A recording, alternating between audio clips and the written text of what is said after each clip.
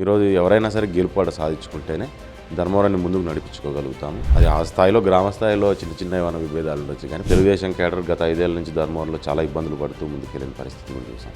Nominations ఎట్లు చింపుతా అంటే కూడా మళ్ళీ తీసుకొని పోయి రాసి కూడా నామినేషన్ లేసి వచ్చిన పరిస్థితి. పరిటాల వాళ్ళని ఏదైనా తిడితేనో కించపరుస్తూ మాట్లాడితేనో నన్ను 10 మంది చూస్తారు, ఎక్కడికక్కడ మర్చిపోవాల్సిన పరిస్థితి ప్రకాశడికి కూడా వస్తుంది దగ్గరలో.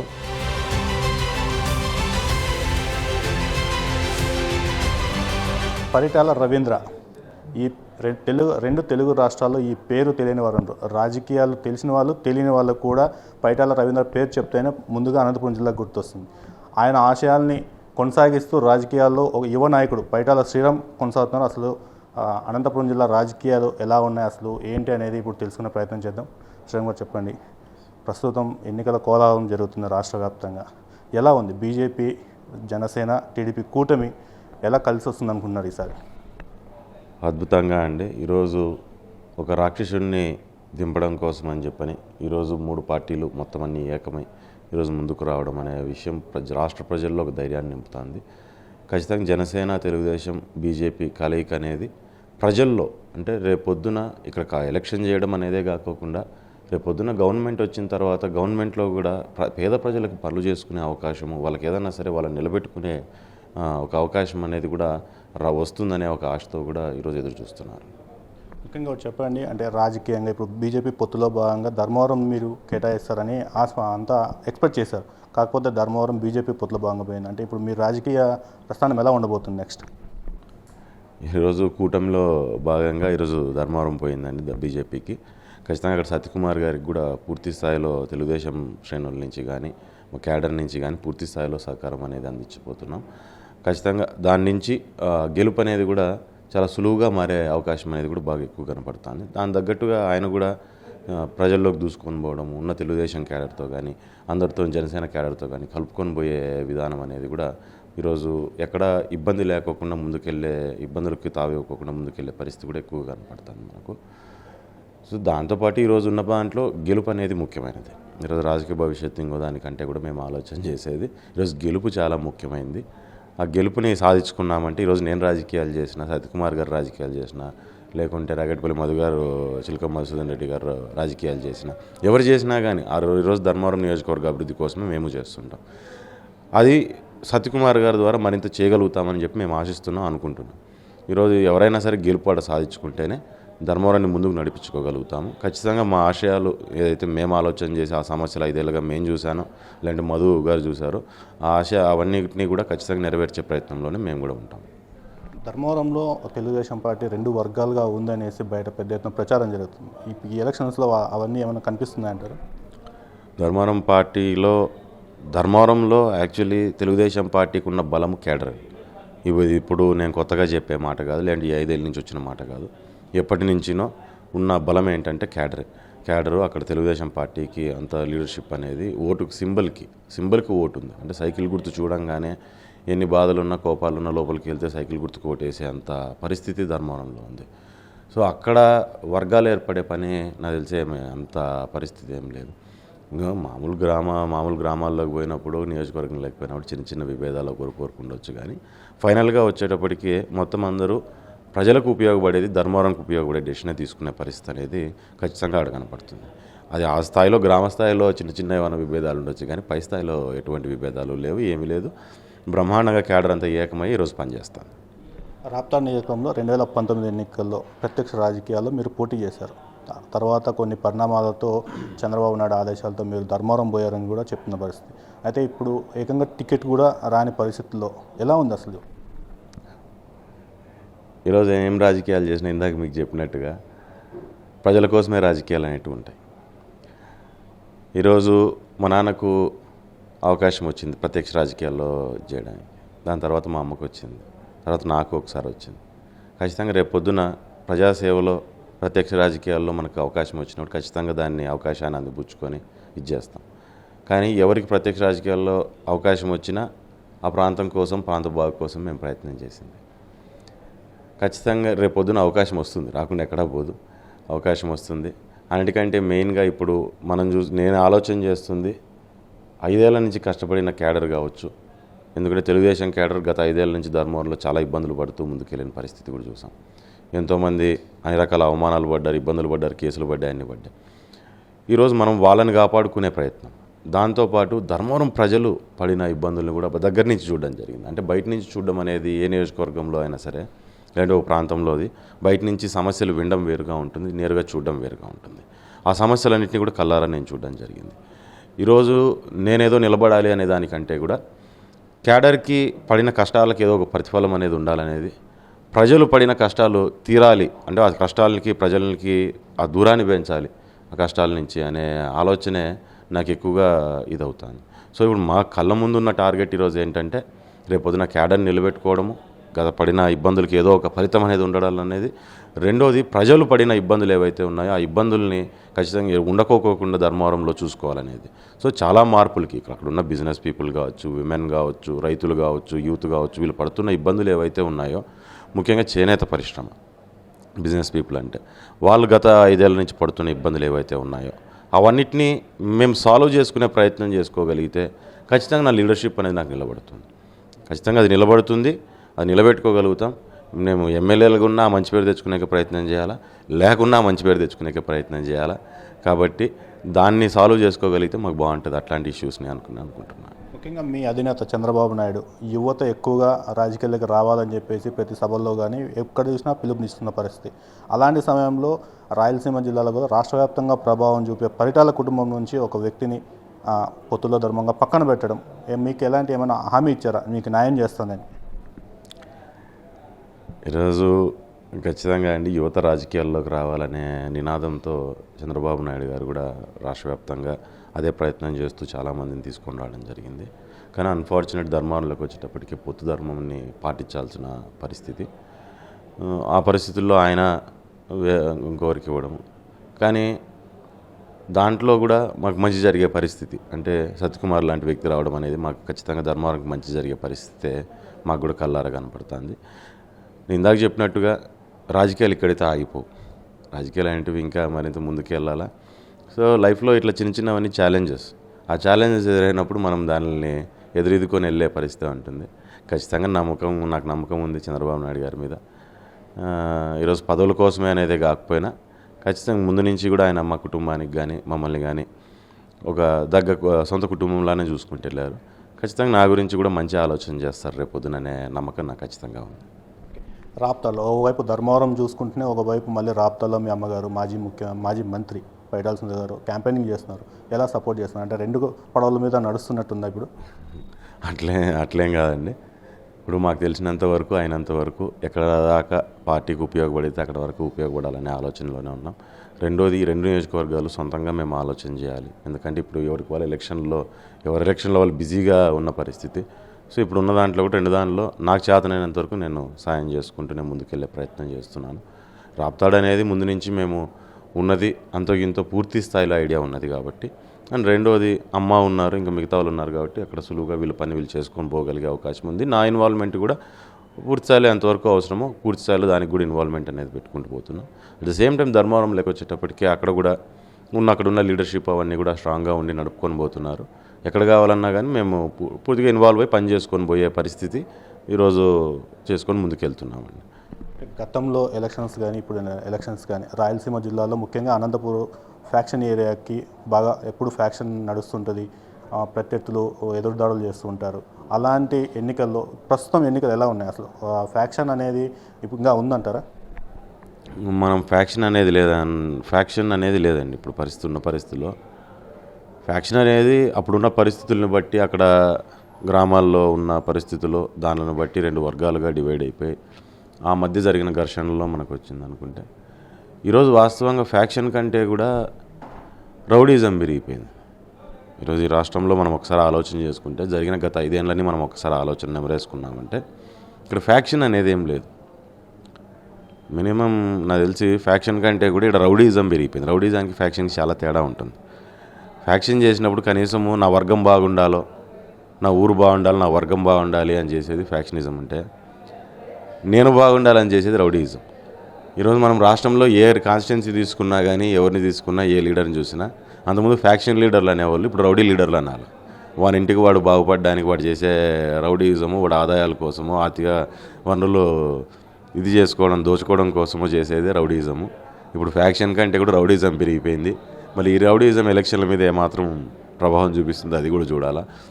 ఎందుకంటే మనము లోకల్ బాడీ ఎలక్షన్ చూసాం. అందులో నామినేషన్ లేకుండా ఎంత సత్తా ఇచ్చారు ప్రజలు అనే విషయాన్ని కూడా మనం కూడా చూసాం. అంతే సామాన్యుడు ఈరోజు బయటికి వెళ్ళి ఆ రోజు నామినేషన్లో ఓటు వేయాలంటే కూడా ఇబ్బంది పడే పరిస్థితి నామినేషన్ తర్వాత.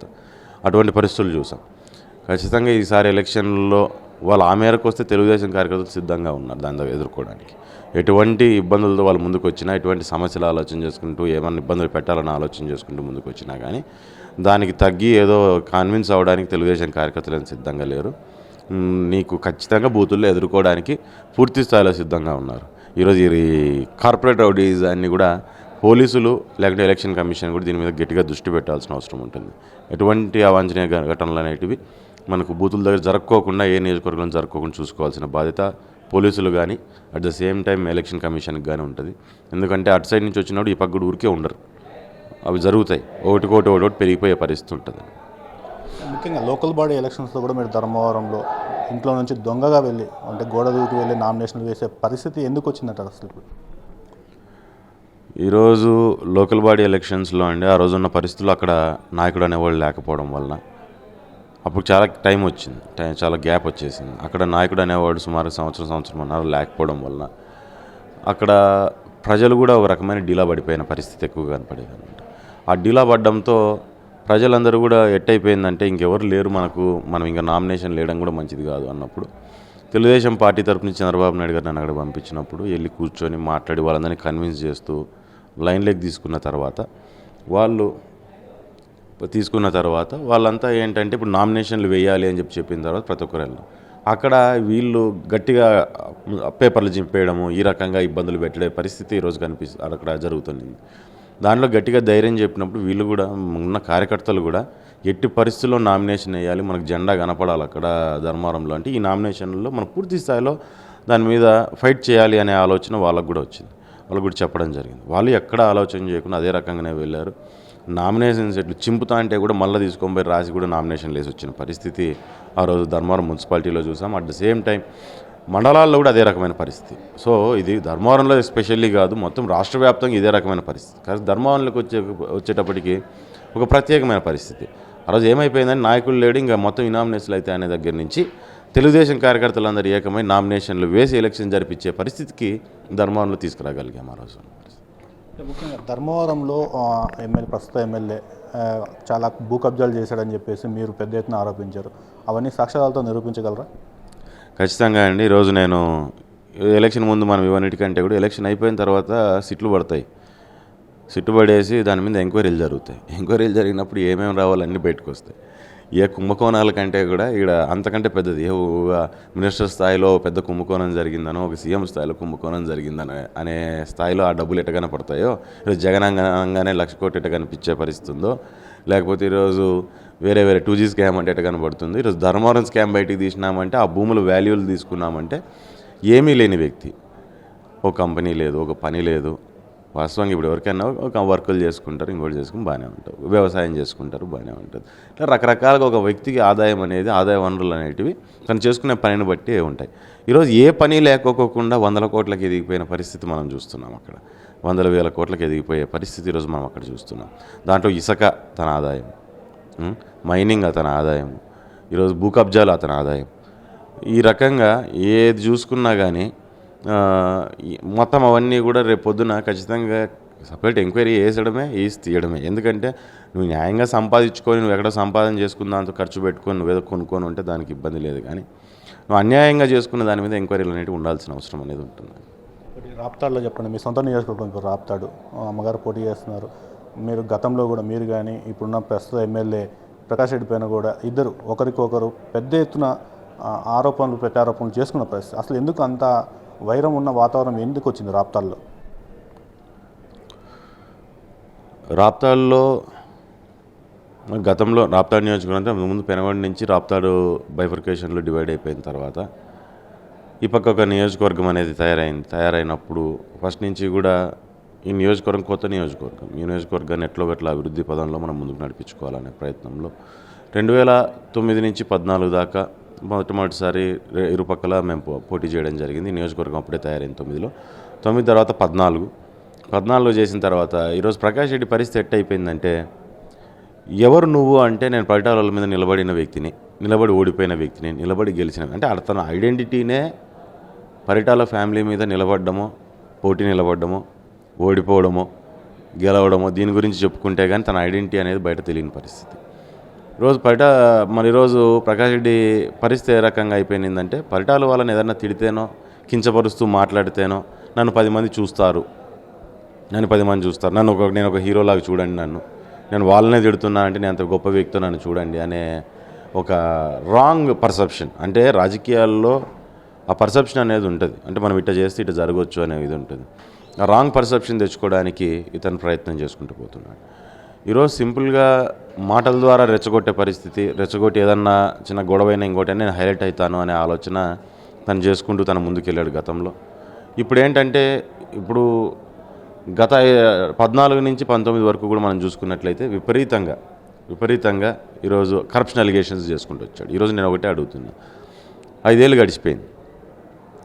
గడిచిపోయింది. అతి పెద్ద పోర్ట్ఫోలియోస్ 2 పోర్ట్ఫోలియోస్ చేసింది మా అమ్మ. ఈ నియోజకవర్గంలో మీరు చెప్పినట్లు 100,000 కోట్లకి ఎదిగినప్పుడు ఒక సమస్యను కూడా నువ్వు బయట పెట్టుకోలేకపోయావు. ఒక సమస్యలో మేము ఇంతవరకు మా మీద కేసులున్నా, ఇబ్బందులు పడినా, ప్రజల సమస్యలు ఏవైతే ఉన్నాయో దాని మీద పోరాటం చేశాం కాబట్టి మాకు కేసులు పడినాయి, ఇలాంటి ఇబ్బందులు పడి ఉండొచ్చు. కానీ ఎక్కడే కానీ పర్సనల్ ఫైనాన్షియల్ ఎలిగేషన్స్తోనో దాని నుంచి మేము ఏదో ఇది పడింది లేదు. ఈరోజు సింపుల్ ప్రకాష్ రెడ్డి చూసినామంటే, ఈరోజు రాక్రిట్ అనే సంస్థ పెట్టి ఈరోజు వాళ్ళ సొంత గవర్నమెంట్లోనే వీడు వేస్ట్ ఫెలో వీని పక్క తీసిపారండి కంపెనీని అనే పరిస్థితికి, అంటే డబ్బులు విపరీతంగా దాంట్లో తినేస్తున్నాడు. ఆ కంపెనీని పక్కన పెట్టేస్తే కానీ పేద ప్రజలకు కూడా ఇల్లు కట్టలేము అని చెప్పి వాళ్ళ సొంత గవర్నమెంటే ఫీల్ అయ్యే పరిస్థితికి వచ్చాయి. రేపు ఇవన్నీ బయటకు వస్తాయి రేపు పొద్దున. కనీసం అట్లాంటి ఒక సమస్య కూడా నువ్వు బయటికి తీయలేకపోయావు. ఆఖరికి ఎక్కడికి పోతుందంటే, ముత్యాలమ్మ గుడిలో కూడా డబ్బులు తిన్నారు అనే అంత చెడు ప్రచారం చేసుకునే పరిస్థితి. అంటే ఒక మనిషి రాజకీయాలు చేయొచ్చు, కానీ రాజకీయాల్లో దిగజారుడు రాజకీయాలు అనేటివి చేయడం అనేది కరెక్ట్ పద్ధతి కాదు. ఇప్పుడు అతను చేసిన దిగజారుడు రాజకీయం, మేము అక్కడికి దిగలేక ఓ దగ్గర నిలబడి ఉన్నాం. ఇప్పుడు మా పరిస్థితి ఏమైపోయిందంటే, ఇన్నేళ్ళుగా రాజకీయాలు చేసి 10 మందికి రాజకీయ నాయకుడు అనేవాడు ఒక ఇన్స్పిరేషన్గా నిలబడాలి. ఓ పద్ధతి, ఈ పద్ధతిలో ముందుకు పోవాలా, దాన్ని చూసి వాళ్ళ లైఫ్లో అన్నది ఇన్స్పైర్ కావాలా, లేకపోతే వాళ్ళ రాజకీయాలకు రావాలన్నా ఇన్స్పైర్ కావాలా, సొసైటీ పట్ల తన ఆలోచన పరిధి ఏ రకంగా ఉండాలనేది దాని మీద కూడా ఇన్స్పైర్ అవ్వాలా. కానీ ఇది ఒక రాంగ్ ఇన్స్పిరేషన్గా తను వెళ్ళే పరిస్థితుంది. ఈరోజు దాని విషయంలో మా విషయానికి వచ్చేటప్పటికి ఆ ఎథిక్స్ అనేటివి మేము కూడా పాటించాలనుకుంటున్నాం. రాజకీయాలు ఎథిక్స్ ఉండవంటారు, కానీ రాజకీయాల మినిమం ఎథిక్స్ అనేటివి పాటించాల్సింది. మా నాన్న పాటించారు కాబట్టి మా అమ్మకి అది వచ్చింది, మా అమ్మ పాటించింది కాబట్టి నాకు ఎంతో కొంత దాన్ని పాటించాలనే ఆలోచన వస్తుంది. అతను ఆ రకంగా చేసుకోలేకపోతే ఇంట్లో పిల్లలు కూడా, నాన్న నువ్వేంటి ఇట్లాంటి పని చేస్తున్నావు, ఇట్లా మాట్లాడుతున్నావు, వరస్ట్ రాజకీయ నాయకుడు ఎవరు అంటే ప్రకాష్ రెడ్డి అనే పరిస్థితిని ఇంట్లో కూతుర్లో కొడుకులో చెప్పే పరిస్థితి వస్తుంది. దయచేసి ఆ పద్ధతులు మానుకుంటే బాగుంటుందని చెప్పి అనుకుంటున్నాను. నియోజకవర్గంలో మా సొంతమ్మ గారు 9లో గెలిచారు, తర్వాత 14లో గెలిచారు, మంత్రిగా కూడా అయ్యారు. కానీ నియోజకవర్గాన్ని ఏది అంత పెద్ద ఎత్తున కూడా డెవలప్ చేయలేదు.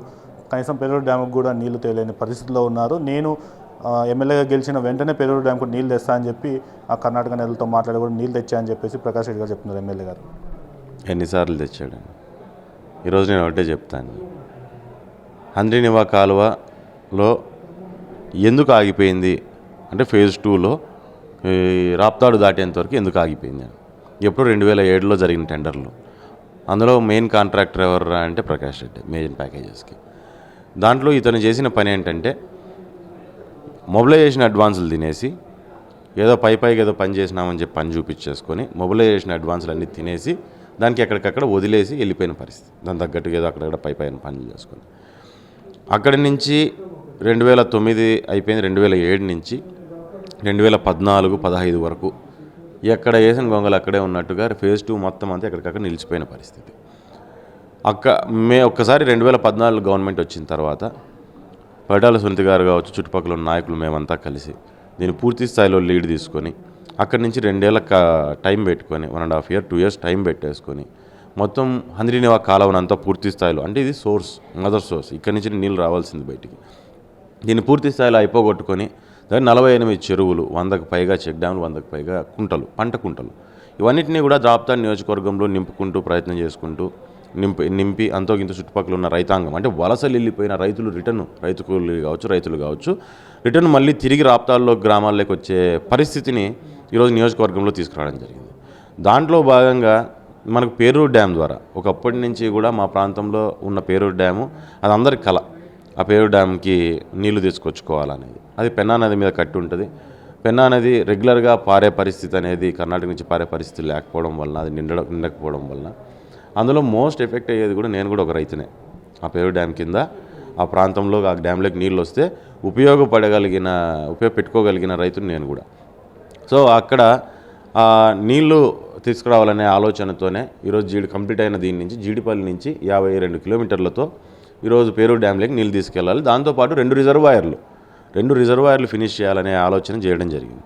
ఆ 2 రిజర్వాయర్లు ఒకటి సోనాలపల్లి పుట్టకనమ అనే దాని మీద ఈరోజు ఆ ప్రాంతాన్ని డెవలప్ చేయాలని చెప్పి 800 కోట్లతో ఈరోజు ఆ ప్రాజెక్ట్ని కూడా పరిటాల సునీతమ్మ గారు మినిస్టర్గా ఉన్నప్పుడు చంద్రబాబు నాయుడు గారి సహకారంతో ఆ ప్రాజెక్ట్ని కూడా తీసుకురావడం జరిగింది. ప్రాజెక్ట్ తీసుకొచ్చిన రోజు నుంచి భూముల్లో రైతులను రెచ్చగొట్టడాలు ఈ రకంగా చేసుకుంటూ ప్రాజెక్టుకి ఎక్కడికక్కడ అడ్డం పడుకుంటూ వచ్చిన పరిస్థితి ప్రకాష్ రెడ్డిది. అసలు నీ సొంత ప్రాంతం డెవలప్ అవుతుందంటే కూడా ఒప్పుకోలేకపోయాడు. వాళ్ళ సొంత ఊరిలోకి మేము ఆ రోజు కష్టపడి తీసుకెళ్ళిన నీళ్ళతోనే ఈరోజు పంటలు పండించుకునే పరిస్థితి కూడా ప్రకాష్ రెడ్డికి ఎక్కువగా ఉంది. అటువంటి పరిస్థితుల్లో ఎట్టి పరిస్థితుల్లో దీని మీద ఏదో ఒక రాంగ్ ప్రాపగాండా తీసుకెళ్ళిపోయి నేను ఏదో చేయగలుగుతాను, 1 కోట్లో తెస్తా 2 కోట్లలో తెస్తాను. ఇంజనీర్లు అని పిచ్చోళ్ళ సింపుల్గా ఆలోచన 2 కిలోమీటర్లు 55 కిలోమీటర్లు కాలువ బారితే చుట్టుపక్కల ఎంతమంది రైతులకు ఉపయోగం ఉంటుంది దాని నుంచి ఎన్ని ప్రాంతాలు సస్యశ్యామలం అయితే అనే విషయాన్ని ఆలోచన చేయాలి. మేము ఇక్కడి నుంచి పెద్ద కాలువను మేము తీసుకొని వస్తే ఓ 3 నెలలు నీళ్లు బారే 3-4 నెలలు నీళ్లు బారుకుంటూ పోయి డ్యామ్ కానీ అన్ని రిజర్వాయర్లు నిండే పరిస్థితికి మేము తీసుకొని వస్తే ఎక్కడో కర్ణాటక నుంచి నేను నీళ్లు తీసుకొస్తాను, ఆ పక్కన తుర్కలాపట్నం నుంచి నేను నీళ్లు తెస్తాను.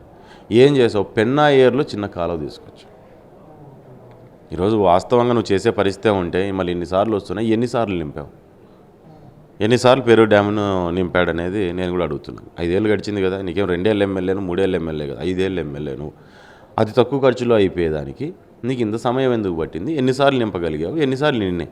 ఈరోజు వర్షాలకు నీళ్ళు వస్తే నువ్వు పోయి జబర్దస్తి చేసి పారేసాడా, గేట్లు ఓపెన్ చేసే ప్రయత్నం చేసి గేట్లు ఇరిగిపోయి మొన్న వర్షం పడి దగ్గర సంవత్సరం పాటు నిలబడాల్సిన నీళ్లు పెన్నా నదిని పారడమే కష్టం. అటువంటి పరిస్థితుల్లో పెన్నా నది పారి నీళ్లు వస్తే నేను ఏదో చేసేస్తానని చూపించడానికి పోయి గేట్లన్నీ ఇరిగిపోయి రివర్స్ చేసి గేట్లు ఇరిగిపోయి ఉన్న నీళ్ళన్నీ కూడా కొట్టుకుపోయే పరిస్థితి. ప్రకాష్ రెడ్డికి ఇందులో పోయేదేం లేదండి. ఈరోజు ఒక రైతుగా ఆ డ్యామ్ కింద ఉపయోగపడేట్టుకునే రైతుగా నాలాంటి వాళ్ళు చాలామంది అక్కడ ఇబ్బంది పడుతున్నారు ఇతను చేసిన ఒక పనికిమాలిన పనికి. సో దీంట్లో నేను 1 కోట్లో తెస్తా 50 కోట్లో తెస్తా మంచిగా తీసుకోనరా, దాంట్లో ఏం ఇబ్బంది ఏం లేదు, హ్యాపీగా తీసుకోనరా. ఫస్ట్ ఎవరైతే భూములు పోయినాయో రైతులకు డబ్బులు ఇప్పించండి. ఈ పైన ఎవరైతే కాలువ రావడం వల్ల ఉపయోగం ఉంటుందో ఆ రైతులకు సమాధానం చెప్పి ఎక్కడి నుంచైనా నీళ్ళు తీసుకోనరా. నువ్వు నీళ్ళు తీసుకురావడం నాకు ఇంపార్టెంట్. నువ్వు కర్ణాటక నుంచి చేస్తావా, పైనుంచి కిందకు పోస్తావా, ఎత్తుకొని తీసుకొని పోయి దాంట్లో బిందెలు ఎత్తుకొని పోయి పోతావా అనేది నాకు అనవసరం. నాకు కానీ ప్రజలకు కానీ అనవసరమే. ఈరోజు మాకు నీళ్ళు రావడము, దాని నుంచి ఉపయోగపెట్టుకోవడం, రైతాంగం అనేది నిలబడడం అనేదే నాకు కావచ్చు ఎనీ రైతుకు కావచ్చు అదే ముఖ్యమైనది. కానీ నువ్వు ఇన్ని మాటలు మాట్లాడి కూడా ఈరోజుకి పరిస్థితి ఎట్ అయిపోయిందంటే ఒక చెరువు ఎక్కువ నింపింది ఎక్కడా లేదు, ఎక్కడో చెరువు నింపింది లేదు, ఎక్కడో ఒక చుక్క నీళ్లు తీసుకొచ్చింది లేదు. కేవలం డ్రామాలు చేయడానికి, పేపర్లో స్టేట్మెంట్లు ఇవ్వడానికి, మైకులు ఎక్కి స్టేజ్లు ఎక్కి మాట్లాడడానికి మాత్రమే ఏ పనైనా చేసుకుంటూ పోతున్నావు. కానీ ఈ ప్రాంతానికి ఒక సొల్యూషన్ తీసుకురావడానికి ఆలోచన చేయట్లేదు. నువ్వు ఈరోజు వాస్తవంగా చెప్పుకోవాలనుకుంటే నీ సంపాదన మీద ఆలోచన చేసింది ఆ నియోజకవర్గం మీదనో ఏమాత్రం రైతాంగం మీదనో ఆలోచన చేస్తుంటే ఈ నియోజకవర్గం బాగుపడేది. నీ సంపాదన మీద ఆలోచన చేసిందో లేదంటే మా మీద మమ్మల్ని కామెంట్ చేయడానికి ఆలోచన చేసి పెట్టిన ఆలోచన కనీసం మీ నియోజకవర్గాన్ని డెవలప్ చేయడానికి ఆలోచన చేస్తుంటేనో పోటీ మాతో ఎక్కడ మాటల్లో కాదు, పోటీ మాతో చేతల్లో పడాలి. ఈరోజు జాకీ వెళ్ళిపోయింది. ఈరోజు జాకీ పరిశ్రమ చూసామంటే ఎటువంటి పరిస్థితి చూసాం. మొన్న వేరే వాళ్ళకి గాయత్రి డైరీ వాళ్ళకి ఇస్తే ఎంత ఇష్యూ జరిగిందో మనం చూస్తూ వచ్చాం. ఈ రకంగా ఈరోజు మనము గొందెడిపల్లి దగ్గరికి పోతే ఆడే మొత్తం వెళ్ళిపోయిన మొత్తం ఖాళీ అయిపోయిన కొండల్ని చూస్తున్నాం మనం. ఇక్కడ ప్రధానంగా జాకీ పరిశ్రమ వెళ్ళిపోయిందని మీరు చెప్తున్నారు. ఎమ్మెల్యే గారు మాత్రం ప్రకాష్ రెడ్డి గారు మాత్రము ఆ పరిటాల కుటుంబ వ్యక్తులు వాళ్ళ దాంట్లో కమిషన్ ఎక్కువ అడిగినందుకే వాళ్ళు ఇవ్వలేక జాకీ పరిశ్రమ ఇక్కడి నుంచి పోయిందని చెప్పి ఆరోపిస్తున్నారు. నువ్వు వెనకలు పిలుచుకురా, అంతే కదా, సింపుల్. ఈరోజు ఎమ్మెల్యే నువ్వే కదా, నేను కమిషన్ అడిగే వెళ్ళిపోయింది, నేను వెనకలు పిలుచుకోనరా. చేతనైతే వెనకలు పిలుచుకురా, అంతే కదా. దాంట్లో ఏం సింపుల్, వెరీ సింపుల్గా తీసుకోవాలి. 2019 వరకు జాకీ ఫ్యాక్టరీ అక్కడే ఉంది. కట్టాలని చెప్పి పూర్తి స్థాయిలో వాళ్ళు కూడా రెడీ అయిపోయి ముందుకు వచ్చిన పరిస్థితి. కాంపౌండ్ కట్టేసుకున్నారు. నేను కమిషనర్ ఉంటే కాంపౌండ్ ఎట్ట కడతారు, అక్కడ బిల్డింగ్స్ ఎట్ట కడతారు, అక్కడ ఇంకా షెడ్స్ బ్రహ్మాండంగా ఉన్నాయి. మొత్తం అన్ని ఊడు బీక్కొని ఎత్తుకొని వెళ్ళిపోయినారు. వాస్తవంగా చెప్పాలంటే కమిషన్తో పాటు కమిషన్ ఇవ్వలేదని వాళ్ళ మీద చేసుకున్నాడు కాబట్టే వాళ్ళని అవమానపరిచారు, కాబట్టి వాళ్ళు వెళ్ళిపోయారు జాకీ ఫ్యాక్టరీ. అది పెద్ద ఫ్యాక్టరీ, పేస్ట్రీ కంపెనీ. వీడు మనోడికి పేస్ట్రీ అంటే ఏమన్నా క్లబ్బుల్లో వెళ్ళాడేది అనుకుంటున్నాడు వాడు ఏమన్నా. అది కాదు, అది పేస్ట్రీ కంపెనీ, చాలా పెద్ద కంపెనీ.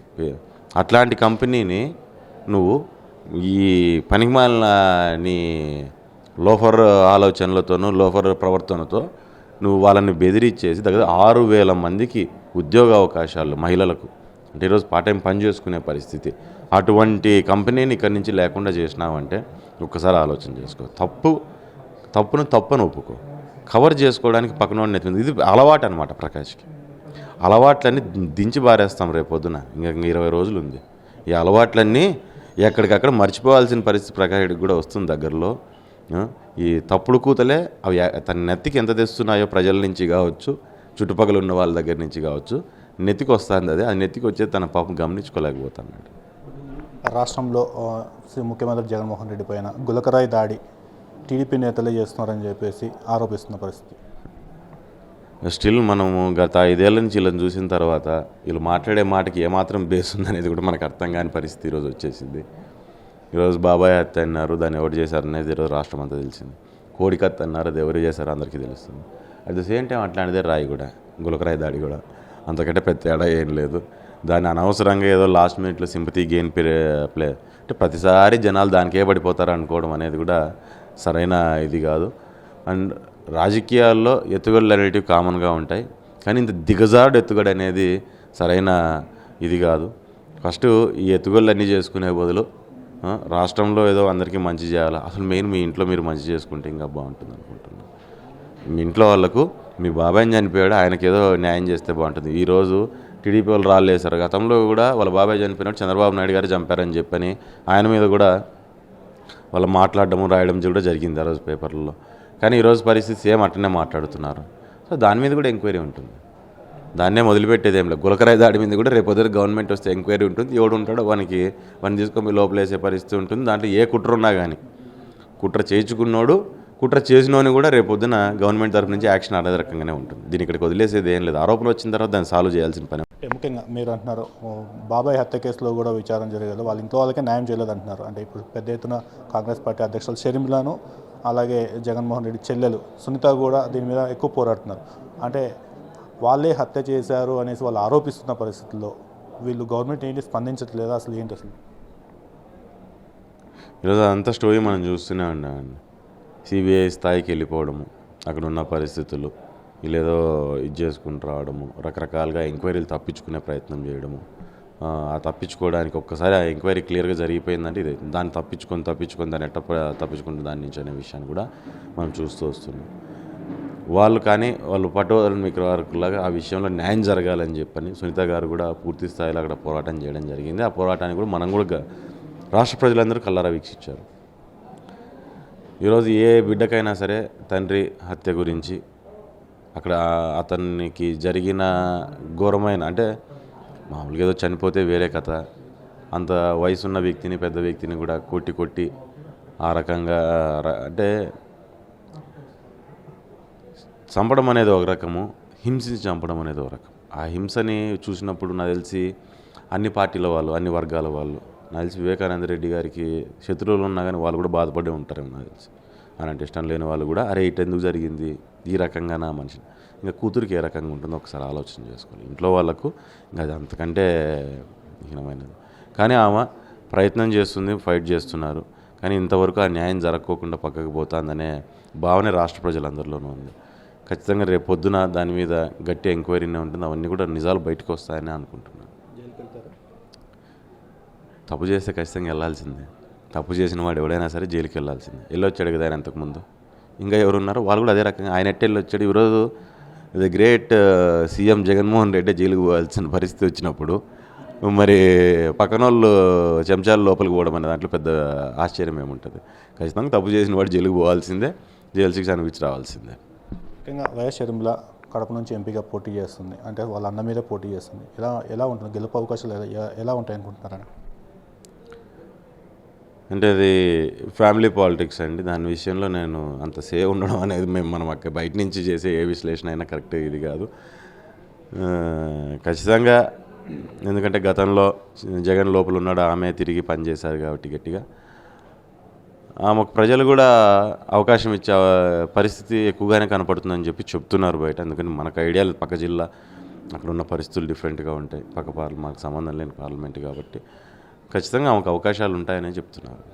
ఈ జనవరి వస్తే పైటాల రవి గారు చనిపోయి దాదాపు 20 సంవత్సరాలు అవుతుంది. 20 సంవత్సరాలు అయినప్పటికి కూడా పైటాల కుటుంబం పైటాల రవి పేరు చెప్పే ఓట్లు అడుగుతుందంటారా? అంటే పైటాల రవి మేన ఇప్పటికీ పని చేస్తుందంటారా? అభివృద్ధి కాకోకుండా పైటాల రవి పేరు చెప్తే ఓట్లు పడతాయా? పరిటాల రవీంద్ర అనే వ్యక్తి ఆకాంక్షించింది అభివృద్ధిని లాస్ట్ 5 ఏళ్ళలో మేము సాధించుకున్నాం. అంతకుముందు ఆయన ఉన్నప్పుడు రాజకీయంగాను అసలు మినిమం అభివృద్ధిని కూడా నోచుకోలేని పరిస్థితులు ఉన్న గ్రామాల్లో కూడా ఆయన అభివృద్ధి తీసుకొని వచ్చారు. అప్పుడున్న గొడవలు సమస్యల్లో నుంచి కూడా బయటికి తీసుకొని వచ్చి ప్రజలు ప్రశాంతంగా ఉండాలనే ప్రయత్నము, రాజకీయంగా వాళ్ళని అప్లిఫ్ట్మెంట్ ఉండాలనే ఆలోచనతో ఆయన రాజకీయాలు చేసుకుంటూ ముందుకు రావడం జరిగింది. దాని తర్వాత 2014 నుంచి అమ్మ మినిస్టర్ అయినప్పటి నుంచి కూడా ఈ నియోజకవర్గంలో ఎంతో అంటే మాకు అవకాశం వచ్చి తెలుగుదేశం పార్టీ గవర్నమెంట్ ఫామ్ చేసినప్పటి నుంచి కూడా పూర్తి స్థాయిలో డెవలప్మెంట్ చేయడం జరిగింది నియోజకవర్గాన్ని అంతటిని. ఈరోజు అందరూ మాట్లాడేది ఏమంటుంది, పరిటాల రవీంద్ర గారి పేరు చెప్పుకొని ఇది చేసుకుంటారు. మా నాయన పని చేసినాడు, మా నాయన పేరు చెప్పుకొని పక్కింటాడు, మా నాయన పేరు చెప్పుకుంటారు. నేను ఈరోజు రాజశేఖర రెడ్డి పేరు చెప్పుకొని జగన్ అనేవాడు పవర్లోకి వచ్చాడు. ఈరోజు అయిపోయిన తర్వాత ఇప్పుడు రాజశేఖర రెడ్డి పేరు చెప్పుకుంటూ ఈరోజు బయటకు వస్తున్నారు. ఎవరైనా సరే ఒక వ్యక్తి ఈరోజు పరిటాల రవీంద్ర గారి పేరో లేదా రాజశేఖర రెడ్డి పేరో లేదంటే ఎన్టీఆర్ గారి పేరో అనేది పక్కన పెట్టినట్లయితే ఎవరైనా మంచి చేసినప్పుడు ఆ మంచి చేసిన వ్యక్తుల పేర్లు చెప్పుకుంటారు. ఖచ్చితంగా చెప్పుకొని మేము కష్టపడుకునే పరిస్థితి అనేది ఉంటుంది. వాళ్ళ ఆశయాల్ని మేము మైండ్లో పెట్టుకొని మేము ముందుకెళ్ళే పరిస్థితి ఉంటుంది. జిల్లాలో ఉమ్మడి అనంతపురం జిల్లాలో పైటాల కుటుంబంతో పాటు మిగతా పెద్ద ఫ్యామిలీలు కూడా చాలా ఉన్నాయి. జేసీ కావచ్చు, పయ్యాల, ఇట్లా గతంలో జేసీ వాళ్ళకి పైటాల కుటుంబానికి కూడా సరిపడేది కాదని చెప్పేసి ఎందుకు వచ్చింది ఆ ఆరోపణ? అసలు ఆరోపణ అంటే పార్టీల పరంగా వాళ్ళు కాంగ్రెస్లో ఉండేవారు. ఈ పక్క అప్పుడు పరిస్థితుల్లో పరిటాల రవీంద్ర గారిని ఎవరైనా ఈ తెలుగుదేశం పార్టీని డెవలప్మెంట్లో ఆయన చేసిన కృషి ఏదైతే ఉందో దాంట్లో భాగంగా ఆపోజిట్లో మేము ఫైట్ చేసుకుని జరగడం జరిగింది. 10-15 ఏళ్ళు ఆపోజిషన్ అనేది జరిగింది. దాని తర్వాత అమ్మ వచ్చినాక కూడా 5-10 ఏళ్ళు జరిగింది ఆపోజిషన్ అనేది జరుగుతూ వచ్చి వాళ్ళు పార్టీలోకి కలిసి రావడం ఇంతవరకు ఉంది. కాబట్టి ఆ డిఫరెన్స్ అనేటివి పార్టీ పరంగా ఖచ్చితంగా వాళ్ళతో ఆ డిఫరెన్స్ అనేటివి ఉండేటివి. వాళ్ళ మీద ఫైట్ చేయడం జరిగింది, వాళ్ళు మా మీద ఫైట్ చేయడం జరిగింది. ఇవన్నీ ఉన్నాయి కాబట్టి ఆ చిన్న డిస్టర్బెన్స్ అనేది గతంలో ఉండేటివి. ఖచ్చితంగా రాజకీయపరమైన ఆకుములాటలు ఖచ్చితంగా ఉంటాయి. అక్కడున్న వర్గాలని బట్టి ఆ వర్గాలను కాపాడుకునే ప్రయత్నంలో ఆ చిన్న ఇష్యూస్ అనేవి ఖచ్చితంగా జరిగే ఉంటాయి కదా. దాన్ని ఇప్పుడు కూడా కొనసాగుతున్నాయి అవి. ఇప్పుడు అందరూ ఓ పార్టీలో ఉన్నాం కదండి, ఇంకేముంటాయి. ఇంకా ఏదైనా ఉంటే చెప్పి ఫలానాళ్ళు వాళ్ళు అది కాదు సమస్య చూసుకోండి అని చెప్పి మేము వాళ్ళకి చెప్పే పరిస్థితి ఉంది, వాళ్ళు మాకు చెప్పే పరిస్థితి ఉంటుంది. వీళ్ళు చూడండి అది కాదు మీరు తప్పుగా ఆలోచన చేస్తున్నారు, వాళ్ళని ఏదో కాపాడుకోవాలని చెప్పే పరిస్థితి మా నుంచి ఉంటుంది, వాళ్ళ నుంచి ఉంటుంది. ఎందుకంటే ఓ పార్టీలో ఉన్నాం కాబట్టి సమిష్టిగా పార్టీకి పనిచేయాలి కాబట్టి. అభివృద్ధి చేయబోతున్నారు, ఎంత మెజార్టీతో గెలవబోతున్నారు? ఖచ్చితంగా ఈ జరగబోయే 24 ఎలక్షన్లలో రాప్తాడు మంచి మెజార్టీతో గెలిచబోతున్నాం. At the same time Dharmavaram కూడా బ్రహ్మాండమైన మెజార్టీతో. ఈరోజు సత్యకుమార్ గారు వచ్చిన తర్వాత ఒక బీసీ వ్యక్తికి ఈరోజు మాకు ఒక అవకాశం అనేది వచ్చింది. అవకాశాన్ని మేము సద్వినియోగం చేసుకోవాలని చెప్పి ప్రజలు పడుతున్న తాపత్రయం, బీసీ సోదరులు పడుతున్న తాపత్రయాన్ని కూడా మేము చూస్తున్నాం. ఖచ్చితంగా అది మనకు మంచిగా జరుగుతుంది. ఖచ్చితంగా దాని ద్వారా గెలిపే వస్తుంది అనేది ఆలోచన ఖచ్చితంగా మాకుంది, ఆ కాన్ఫిడెన్స్ మాకుంది. కాబట్టి ధర్మవరం రాప్తాడు 2 నియోజకవర్గాలను జెండా బాతపోతున్నాం.